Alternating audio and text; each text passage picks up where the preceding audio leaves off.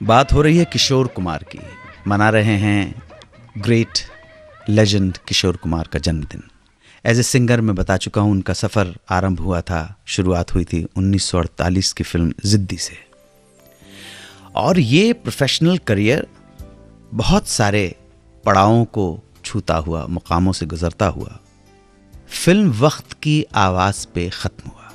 1988 में film release हुई थी, जहां उन्होंने आशा भोसले के साथ अपना आखिरी गीत गाया। इतने सालों के सफ़र में किशोर कुमार ने 2905 गाने गाए, जिनमें से 8 गानों के लिए उन्हें फिल्म फेयर के अवार्ड से नवाजा गया।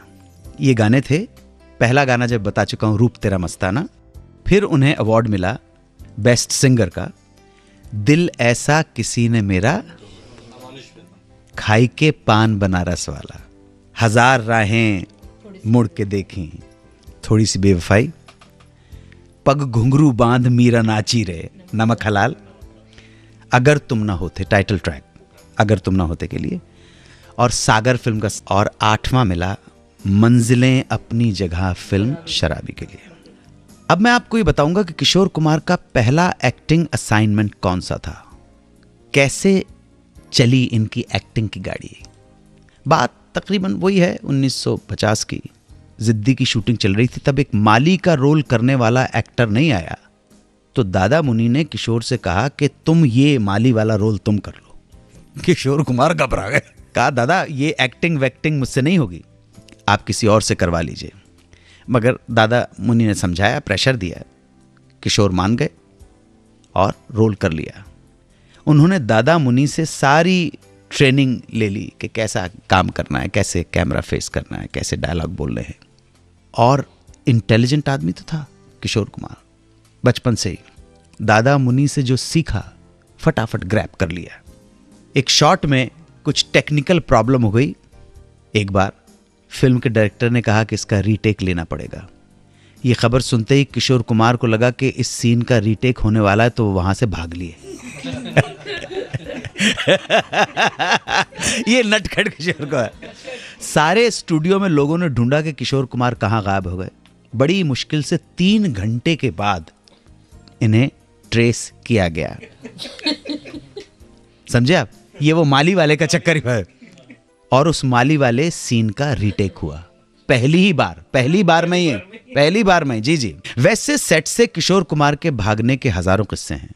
ऐसे ही एक बार डायरेक्टर अरविंद सेन की एक फिल्म कर रहे थे, जहां इन्हें एक पॉइंट से कार को चलाकर दूसरे पॉइंट से होते हुए फ्रेम से आउट हो जाना था।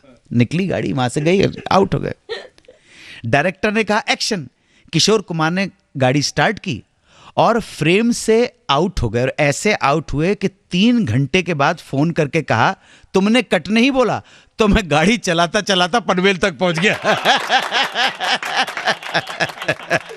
जिद्दी फिल्म से किशोर कुमार एक्टिंग में ही कूद गए और लगभग 102 फिल्मों में एक्टिंग की।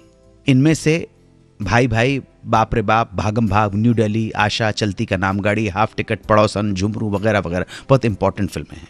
इतनी सारी फिल्में एज एन एक्टर करते करते एक पॉइंट पे किशोर कुमार की जिंदगी में एक ऐसा मोड़ आया जब उन्होंने कुछ ज्यादा ही काम अपने हाथ में ले लिया।